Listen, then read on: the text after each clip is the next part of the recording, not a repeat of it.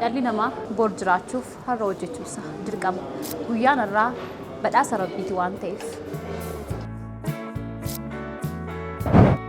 Milkaa'insi jireenya dhuunfaa gadi fageenyaan qabu yoo ta'u, galma gahinsa galmaa fi galma gahinsa raawwii gammachuuf nagaan kan hammatudha.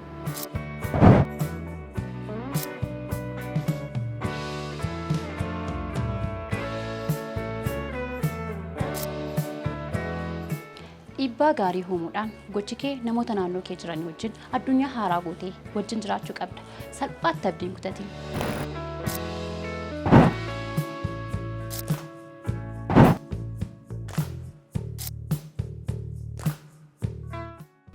Kanaaf hojjechaa gaafa deemtu bareedaa deemta. Bareedinni hojiidha. Bu'aan shubbisa jireenyaa bu'aa bayyaa qabaatu illee malee gammachuuf nagaa namaaf kenna.